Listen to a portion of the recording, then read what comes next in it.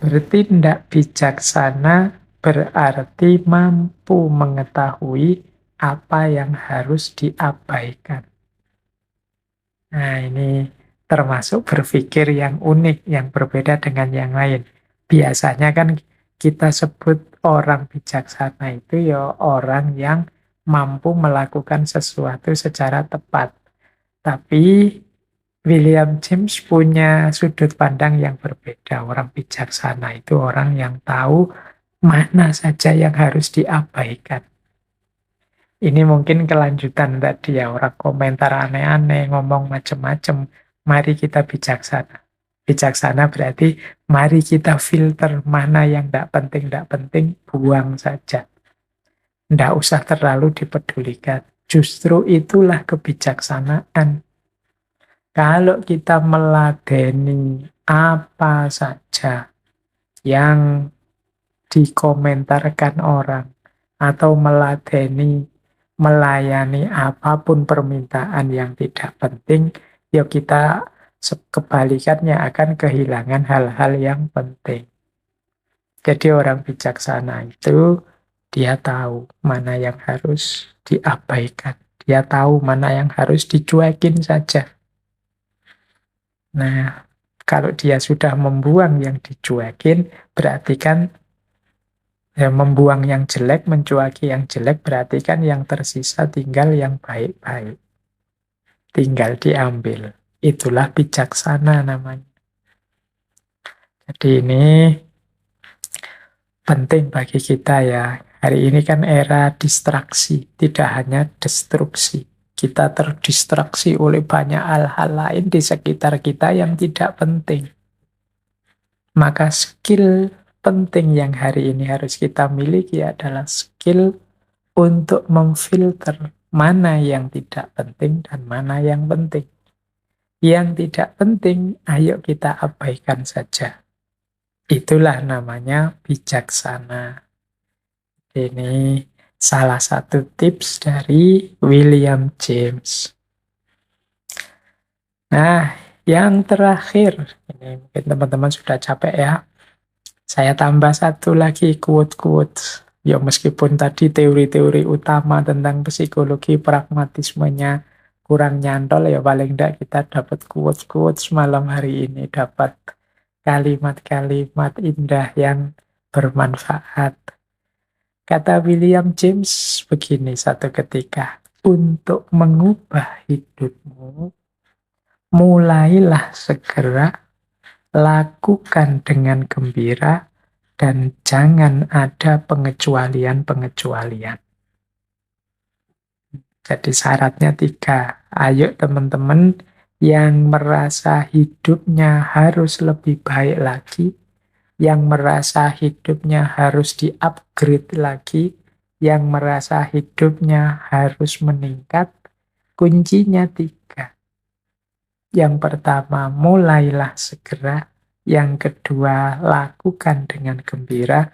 Dan yang ketiga, jangan membuat pengecualian-pengecualian. Yang pertama, mulailah segera. Ini kalau dalam bahasa agama, saja'ah, berani memulai. Kita itu kalau hanya teori, mana baik, mana buruk, mana benar, mana salah, insya Allah sudah ngerti, sudah paham. Tinggal ayo dimulai. Kapan ideal-ideal yang teman-teman sudah tahu itu akan hidup kalau tidak kita mulai segera. Kapan kehidupan kita akan berubah jadi lebih baik kalau kita tidak memulai menjalankannya. Memulai menghidupkan kebaikan-kebaikan, kebenaran-kebenaran yang kita tahu. Jadi untuk mengubah hidup, rumus pertama adalah dimulai segera. Tidak usah nunggu, tidak usah terlalu banyak syarat. Kita itu sering menunda-nunda hal-hal baik karena kita sendiri membuat syarat terlalu panjang. Pak, saya nunggu nikah dulu ya Pak. Pak, saya nunggu kalau pekerjaan mapan ya Pak. Pak, saya nunggu kalau punya rumah. Pak, saya nunggu punya mobil. Saya nunggu, nanti ada mahasiswa yang saya nunggu EP saya mendekati 4 Pak, saya baru nulis skripsi. Oh Pak, saya nunggu macam-macam orang. Jadi Akhirnya apa? Hidupnya tidak berubah-berubah, wong syaratnya terlalu banyak. Jadi yo memang hidup itu kadang-kadang syarat dan ketentuan berlaku. Tapi yo jangan membuat syarat dan ketentuan terlalu banyak. Nanti kalian tidak jalan-jalan. Ayo segera dimulai berjalan. Yang kedua, lakukan dengan gembira. Nah, kalau ini sudah banyak dijelaskan bagaimana kita bisa menikmati apa yang kita lakukan. Jangan jadikan perjuangan kita, upaya kita, usaha kita dalam hal apapun sebagai beban. Lakukan dengan gembira. Apapun itu ya, tidak harus bahkan termasuk ibadah. Ayo lakukan sholat dengan gembira, puasa dengan gembira, belajar dengan gembira, dan lain sebagainya. Dengan gembira itu berarti kita bisa menikmati. Kalau hanya jadi beban, ya perjuangan kita akan sangat berat. Sholat jadi berat, belajar jadi berat, tahajud jadi berat. No. Padahal energi yang dikeluarkan sama. Susahnya sama, capeknya sama. Kehilangan biaya mungkin, tenaga mungkin, waktu mungkin juga sama. Tapi kalau kita menjalankannya dengan gembira, itu pasti proses dan hasilnya akan berbeda. Prosesnya akan indah, hasilnya akan luar biasa. Lakukan dengan gembira. Dan yang ketiga, jangan ada pengecualian-pengecualian. Ini biasanya pengecualian-pengecualian ini terjadi di tengah-tengah proses. Kadang-kadang kita itu kalau sedang berjuang atau memperjuangkan sesuatu, awalnya semangat. Tapi begitu ada sedikit saja halangan atau rintangan, kita terus membuat pengecualian. Jadi misalnya saya harus selesai skripsi saya semester ini. Tiba-tiba pandemi meningkat lagi. Padahal yo nulis skripsi itu tidak ada hubungannya dengan pandemi, malah asyik bisa di rumah sendirian. Tapi ini kita jadikan alasan untuk, wah masih pandemi, masih bisa lebih panjang diundur lagi. Nanti kan ada dispensasi-dispensasi. Nah ini pengecualian yang kita bikin sendiri. Jadi misalnya kita berjuang untuk meraih sesuatu apa. Tiba-tiba ada peristiwa ini, peristiwa itu. Yang mungkin bisa kita lewatkan saja atau sama sekali tidak berhubungan dengan perjuangan kita meskipun kita alami. Tapi biasanya terus kita jadikan excuse. Pengecualian-pengecualian. Jadi terus akhirnya perjuangannya kita pending, kita tunda. Karena kita nemu alasan. Kalau ditanya orang mengapa kok tidak sukses, mengapa kok tidak berhasil, mengapa kok tidak jalan. Karena kita sudah nemu alasan tadi. Sehingga kita membuat pengecualian-pengecualian. Wah, belum bisa mas, saya sukses di sini karena ternyata setelah saya lihat dunia ekonomi hari ini sedang tidak stabil, itu kan jauh sebenarnya dunia ekonomi global dengan mungkin perjuangan kita yang hanya ingin membuat apa kecil-kecilan level kita. Tapi karena ada situasi itu, terus kita nyari excuse, nyari alasan untuk tidak jalan. Dan yang semacam ini sering kita lakukan. Akhirnya terus kita gagal, akhirnya kita tidak menjalankan sesuai yang sudah kita rencanakan. Orang yang selalu membuat excuse, membuat pengecualian-pengecualian, itu biasanya ya dia jalan di tempat, tidak berkembang. Itu pun dia tidak merasa bersalah karena punya alasan tadi, punya dalih. Maka kata William James, yuk kalau memang ingin mengubah hidup, mulailah segera, lakukan dengan gembira, dan jangan ada pengecualian-pengecualian. Kita ini di dunia ini mungkin seperti anjing dan kucing di perpustakaan, melihat-lihat buku dan mendengar percakapan, namun tidak paham sama sekali maknanya. Ini sindiran pada kita. Kita ini hidup di dunia ini lebih sering tolah-toleh tidak paham. Seperti anjing dan kucing di perpustakaan. Di perpustakaan itu kan buku-buku banyak, percakapan-percakapan berkualitas juga berseliweran. Hanya saja anjing dan kucing tidak bisa mengambil manfaat dari situ. Jadi meskipun dia sudah ada di dalamnya. Nah ini mungkin sindiran bagi kita. Hari ini itu ya referensi-referensi berkualitas bisa mudah kita temukan di mana-mana. Obrolan-obrolan berkualitas itu ada di mana-mana. Apalagi sekarang ada YouTube, media-media sosial, itu kan bertebaran hal-hal penuh kualitas. Hanya saja kita ini ya tiap hari hanya tolah-toleh saja. Yuk kita lihat sih, yuk kita dengarkan sih, tapi otak kita ndak jalan. Kita ndak paham, kita ndak dapat apa-apa. Hidup kita ndak berubah-berubah jadi lebih baik. Ini seperti ayam yang mati di lumbung. Banyak sekali materi, banyak sekali gizi, malah mati. Kenapa? Ndak bisa mencerna, ndak bisa memakannya. Baik, jadi ini yang pertama ya, langsung William James nyindir kita. Kita ini seperti anjing dan kucing di perpustakaan. Kalau engkau percaya bahwa merasa buruk atau merasa khawatir saja telah cukup untuk mengubah masa lalu atau masa depan, mungkin engkau tinggal di planet lain dengan sistem realitas yang berbeda. Nah, ini lagi-lagi sindiran, sarkas untuk kita. Kita itu kan makhluk manusia yang mudah merasa panik, mudah merasa buruk, tapi males bergerak untuk mengubah situasi. Jadi kata William James, yo kalau engkau hanya merasa buruk dan merasa khawatir saja dan menganggap yang seperti itu sudah cukup untuk mengubah masa lalu atau masa depan, jangan-jangan engkau tinggalnya di planet lain, tidak di bumi. Kalau di bumi ini, kalau kamu merasa buruk atau merasa khawatir, yo atasi itu. Jangan diam saja. Kalau kamu ingin melakukan perubahan, bergeraklah. Lakukan sesuatu.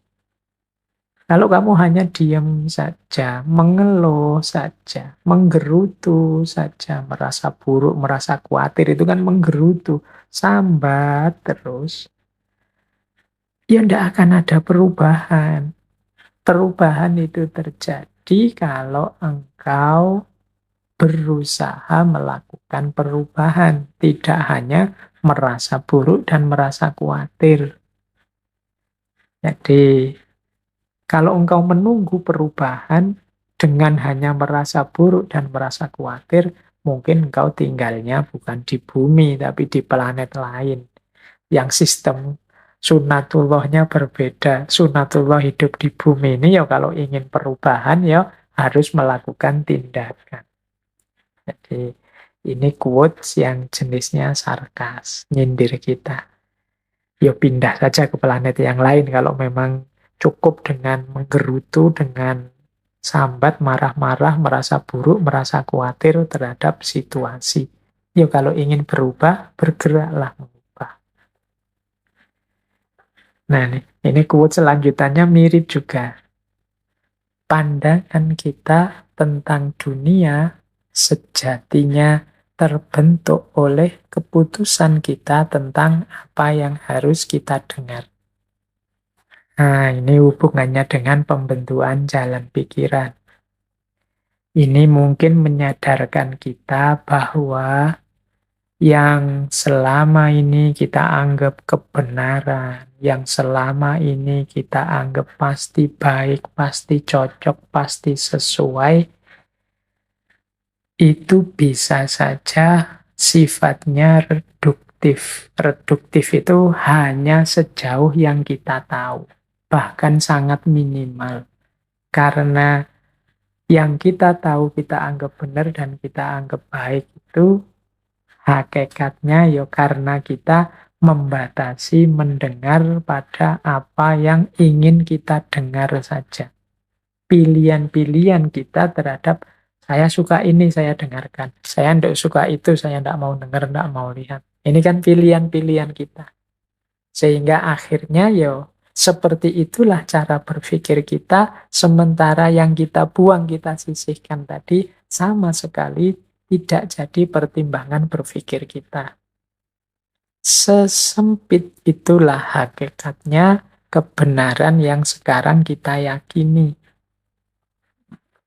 Ini pandangan versi William James. Jadi kita memandang dunia ini sebagai apa? Misalnya ada yang memandang dunia ini godaan, Pak. Ada yang memandang dunia ini nikmat dari Allah. Ada yang memandang dunia ini hanya alat, bukan tujuan. Macam-macam pandangan kita tentang dunia itu biasanya sesuai dengan mana yang kita pilih dan kita mau mendengarkannya atau membacanya.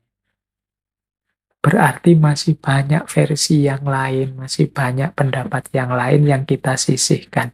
Yang itu mungkin tidak jelek loh, yang itu mungkin ada baiknya, ada benarnya juga loh, hanya saja tidak kita pilih. Nah, itulah yang hari ini kita sebut perspektif. Ya setiap orang beda-beda kalau sudah menyangkut pandangan tentang dunia. Bedanya karena apa? Ya karena setiap orang milih sesuai seleranya masing-masing. Nah, jadi kalau itu tentang perspektif dunia. Kita lanjutkan lagi. Satu ketika beliau bicara begini. Saat ada sesuatu yang baru, orang akan berkata, itu tidak benar. Lalu saat kebenarannya terbukti, orang akan berkata, itu tidak penting. Akhirnya saat nilai pentingnya tidak terbantahkan, mereka akan berkata, itu bukan hal yang baru. Nah, ini kelakuan banyak di antara kita hari ini yang begitu. Temuan-temuan baru itu memang membuat orang tidak nyaman. Gagasan-gagasan baru yang berbeda dengan kebenaran yang selama ini mereka yakini, itu memang membuat orang gelisah. Manusia itu memang cenderungnya suka di zona nyaman. Biasanya begitu, mbok sudah biasa saja seperti itu. Selama ini begitu, biar saja seperti selama ini. Kan begitu orang inginnya. Perubahan itu memang selalu mengejutkan, membuat orang tidak nyaman. Nah, kata William James, saat ada sesuatu yang baru, orang itu biasanya bilang, itu tidak benar, itu aneh-aneh saja, itu tidak masuk akal, itu bikin-bikin saja. Itu orang mikir ngawur itu orang. Nah, kita kan sering begitu, sering mendapatkan penolakan. Nah, mungkin setelah itu yang punya gagasan menjelaskan, loh saya ngomong begini ini ada dasarnya loh, ada dalilnya loh. Dijelaskanlah panjang lebar, urean, dengan dasar yang kuat, dengan argumen yang tidak terbantah. Kata William James, kalau sudah sampai di sini, biasanya orang akan bilang, itu tidak penting. Ini orang karena sudah tidak bisa bantah, cara berpikirnya diganti, itu tidak penting. Tidak usah dibahas lah, wong cuma itu aja kok. Masih banyak hal lain yang lebih penting, tidak usah ngomong yang gitu-gitulah, nggak usah aneh-aneh.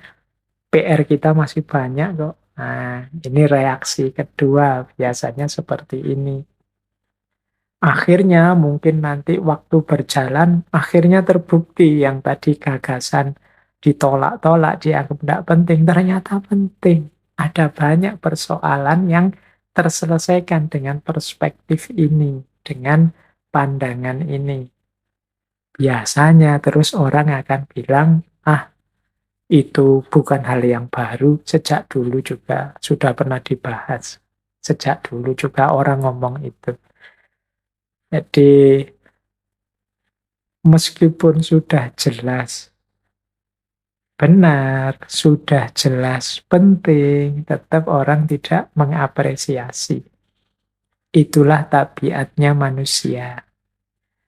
Nah, quotes ini sebenarnya dari William James mengingatkan kita, wahai orang-orang pinter, orang-orang kreatif, orang-orang yang penuh inisiatif, berkaryalah, produksilah gagasan-gagasan yang luar biasa, kreatiflah dengan karya-karya yang luar biasa, tidak usah terlalu terpaku atau terpacu oleh penolakan dan komentarnya orang. Manusia itu ya memang cenderungnya begitu. Kalau ada hal yang baru, dia nolak dengan alasan itu tidak benar. Nanti kalau kebenarannya terbukti, dia tetap nolak dengan alasan itu tidak penting. Kalau nanti sudah terbukti penting, dia tetap nolak alasannya itu bukan hal yang baru. Nah, ini kan membuat gemes, membuat kita jadi pesimis, putus asa menghadapi orang hari ini itu. Maka jalannya apa ya sudah, tidak harus terlalu terpengaruh oleh komentarnya orang. Kayak kita waktu membahas Nasruddin Hoja dulu kan, ketika beliau sama anaknya sedang motong ekornya kuda untuk merapikan, dia pesennya pada anaknya, nak, potonglah ekor kudamu sesuai yang kamu inginkan. Tidak usah terlalu mendengarkan komentar orang. Karena kalau kamu dengarkan terus komentarnya orang, lama-lama kudamu tidak akan punya ekor. Yang satu usul begini, dituruti. Yang satu usul begitu, dituruti. Lama-lama kuda kita tidak akan punya ekor. Atau seperti ceritanya waktu Nasruddin dan putranya ke kota naik onta, naik keledainya, yang keledainya hanya satu itu. Itu kan orang terus, apapun yang dilakukan mereka, orang komentar jelek. Nasruddin dan anaknya jalan, ontanya, keledainya dituntun saja, orang komentar, itu dua orang bodoh, yang bawa keledai kok dituntun saja. Nanti dua-duanya naik keledai, orang komentar, wah itu dua orang tidak punya kemanusiaan. Wong keledai satu kok dinaiki berdua. Tidak punya perkeledaian. Nanti akhirnya Nasruddin turun, anaknya yang di atas keledai, orang ya komentar. Wah itu anak tidak berbakti, itu masa orang tua kok disuruh jalan, dia yang di atas keledai. Nanti gantian Nasruddin yang di atas, akhirnya anaknya yang jalan, orang ya tetap komentar. Ah itu orang tua kok tidak tahu diri. Masa enak-enakan sementara anaknya disuruh nonton keledai. Akhirnya tidak jadi jalan. Maka wahai orang-orang yang kreatif, jangan terlalu terpengaruh oleh komentarnya orang. Yo, kalau ada orang komentar, ngomong aneh-aneh, ditengok saja sebentar. Kalau penting, bagus, alhamdulillah diambil manfaatnya. Kalau memang tidak ada gunanya, hanya caci maki, cela mencela yang tidak ada ujungnya, ya kita jalan terus sesuai dengan ideal-ideal yang kita miliki. Nah, ada lagi kalimat bagus dari William James. Ini juga sindiran. Kalau sekedar feeling good bisa jadi faktor yang menentukan, mabuk akan jadi pengalaman manusia yang sangat dibenarkan. Feeling good ini ya mungkin kadang kita pakai istilah mood.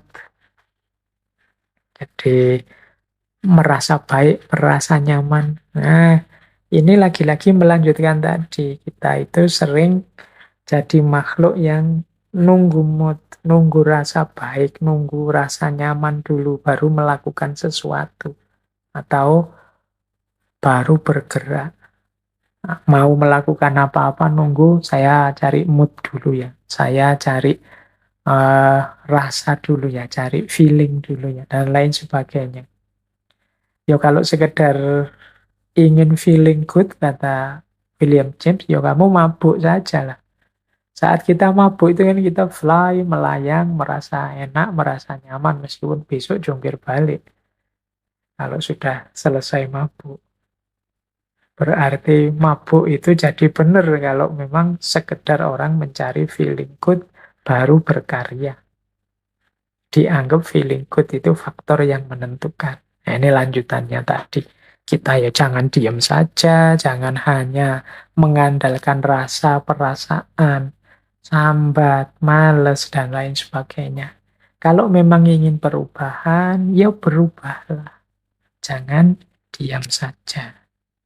Baik, kita lanjutkan. Lumayan masih ada waktu ya. Masih ada beberapa quotes yang bisa kita bahas. Nah, ini ada quotes menarik lagi dari William James.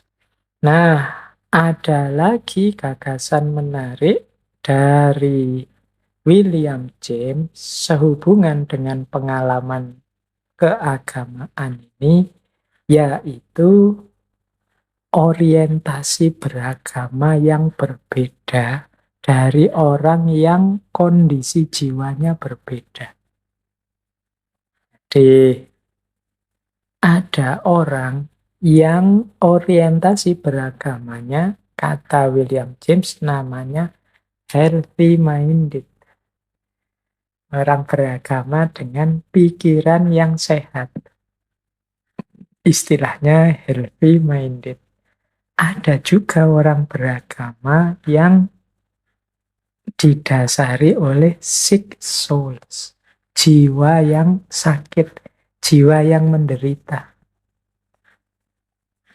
Nah, mari kita lihat bedanya apa. Ya kita sebenarnya dalam hidup ini ya tidak sepenuhnya bisa ngontrol. Kita itu harus punya pikiran yang sehat atau harus menghindar dari jiwa yang sakit. Karena kita dalam hidup ini dinamis sekali, mengalami banyak peristiwa-peristiwa yang kadang di luar kontrol kita.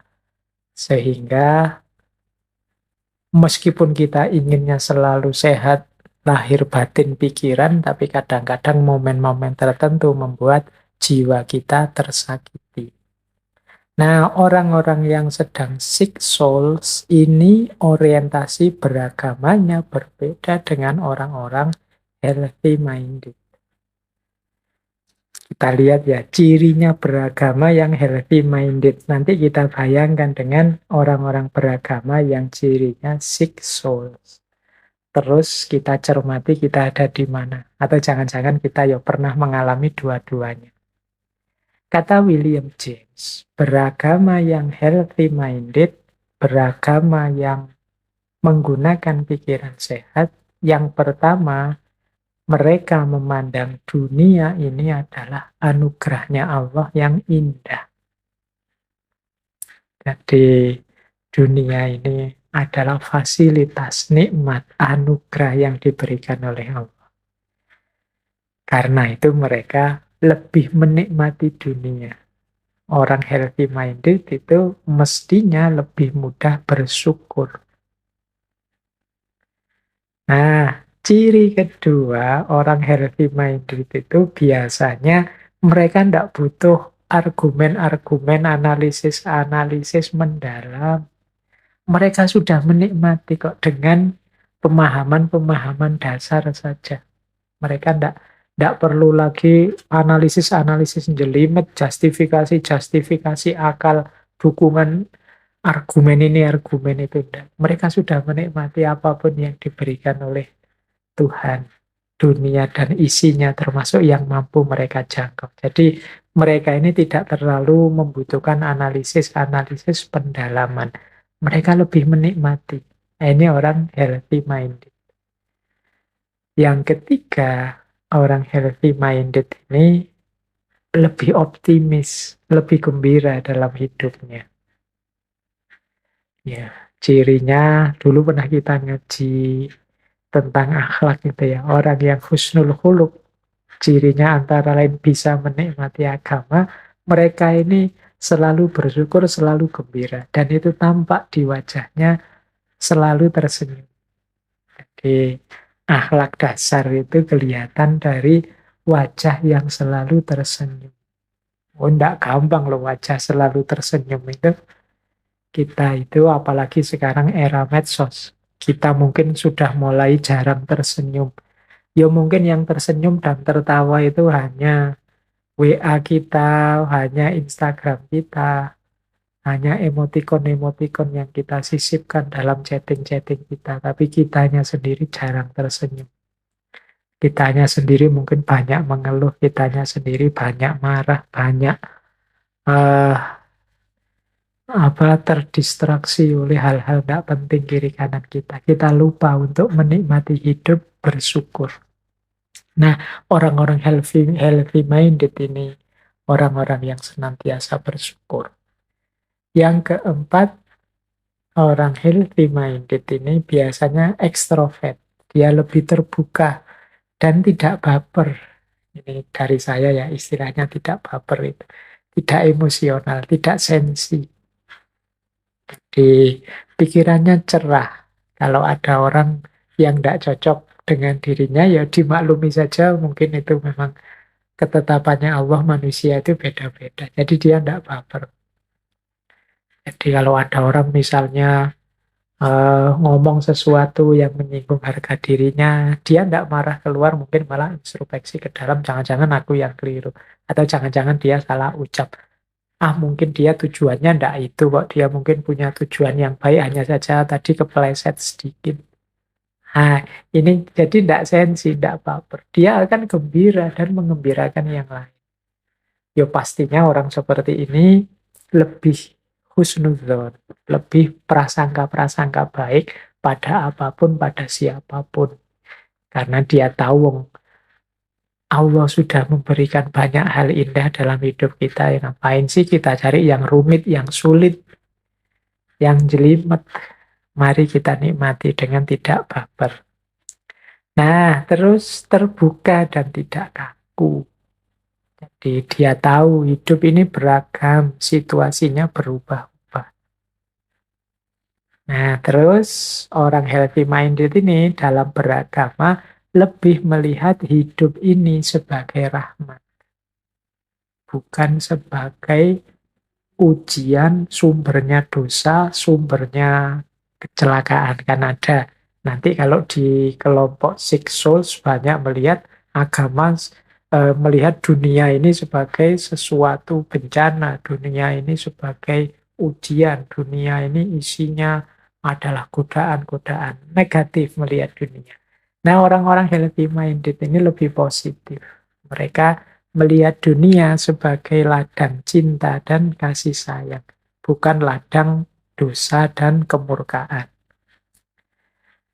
Nah, kemudian orang-orang healthy minded ini tidak merekomendasi hidup yang anti dunia atau menjauh dari dunia. Mereka bisa menikmati dunia sekaligus dekat dengan Tuhan. Jadi, tidak masalah untuk dekat dengan Allah itu tidak harus diberi syarat menjauh dari dunia. Bahkan dunia bisa kita kendarai, bisa kita manfaatkan untuk jadi jembatan kita semakin dekat dengan Allah. Nah, ini gaya healthy minded. Kan nanti ada gaya sebaliknya yang dunia ini ujian, dunia ini cobaan, dunia ini jelek. Kita tidak boleh menuju dunia, kita harus melihat ke yang sejati, yang akhirat. Sehingga terus dunianya ditinggal. Nah, orang healthy minded tidak begitu cara beragamanya. Dan terakhir, cirinya orang healthy minded itu dia berkembang secara gradual. Dia tahu bahwa dia manusia yang tidak sempurna, yang banyak kurangnya, banyak khilafnya. Tapi dia siap memperbaiki diri setahap demi setahap, selangkah demi selangkah. Inilah cirinya orang yang healthy minded. Jadi ya memang kelihatan lebih cerah hidup ini kalau kita beragama dengan healthy minded atau dengan pikiran yang sehat. Nah, kebalikan dari beragama yang healthy minded adalah beragama yang sick soul. Jadi sick souls ini yang muncul dari jiwa-jiwa yang sakit. Orang-orang dengan jiwa yang sakit ini melihat hidup sebagai penderitaan. Mungkin dia pernah ngalami musibah, mungkin dia pernah ngalami konflik, atau mungkin dia punya trauma-trauma tertentu. Sehingga menurut dia, selain agama, selain Tuhan, semuanya tidak penting. Semuanya adalah penderitaan. Hidup ini adalah penderitaan. Maka kita harus mendaki jalan spiritual. Nah, jadi agama menjadi mungkin ya dalam tanda petik pelarian mereka dari berbagai musibah penderitaan, khususnya penderitaan batin yang mereka alami. Ya penderitaan batin itu mungkin konflik, rasa bersalah, rasa jauh dari Tuhan, mendapat musibah, tertimpa kejahatan tertentu. Itu kan orang banyak sekali mengalami peristiwa-peristiwa traumatik mengejutkan jiwanya. Nah, ini orang-orang sick soul. Nah, orang yang semacam ini, ya ciri utamanya tentunya kebalikan dari healthy minded tadi. Ini keberagamaannya adalah keberagamaan yang murung. Keberagamaan yang tidak ceria. Cirinya paling tidak 4. Yang pertama pesimis. Tidak optimis. Mereka ini mungkin punya pandangan dunia ini memang penjara bagi kita. Biarlah di dunia ini penderitaan. Nah, tidak ada kebahagiaan di dunia ini. Tidak apa-apalah dunia dikorbankan, yang penting aku harus selamat di akhirat. Ini gaya pesimis. Mungkin dia pernah mengalami, kata William James, peristiwa-peristiwa traumatik yang membuat dia kecewa terhadap dunia, pesimis terhadap dunia. Selain pesimis, dia juga introvert. Tidak terbuka, tidak suka bergaul secara terbuka dengan orang lain. Ada pandangan juga mungkin yang mendasarinya, kata William James, anggapan bahwa manusia itu hakikatnya jahat. Manusia itu hakikatnya ambisius. Manusia itu hakikatnya penuh hawa nafsu. Maka kalau ingin selamat, jangan terlalu banyak dekat bergaul dengan orang lain. Karena kita akan terpengaruh, kejernihan kita akan tercemari. Ini makanya kebanyakan orang-orang seksual ini lebih tertutup, lebih introvert. Kemudian biasanya orang-orang ini pasif. Jadi pasif itu pokoknya saya pasrah saja segalanya kepada Yang Maha Kuasa.